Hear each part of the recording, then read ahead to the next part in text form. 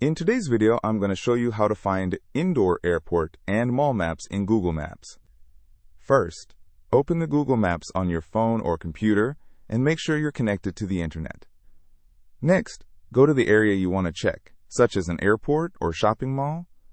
Then simply zoom in closely on the building. If indoor maps are available, they will automatically appear as you zoom in, showing floor plans and labeled locations inside the building. You may see different floors become visible, allowing you to switch between levels like ground floor, upper floors, or different airport terminals. This makes it easy to find places like gates, stores, restaurants, restrooms, and other key spots without needing a separate map. If nothing appears when you zoom in, it means indoor maps are not available for that location. And that's it. You now know how to find indoor airport and mall maps in Google Maps. Thank you for watching this video. Please feel free to use the affiliate link in the description.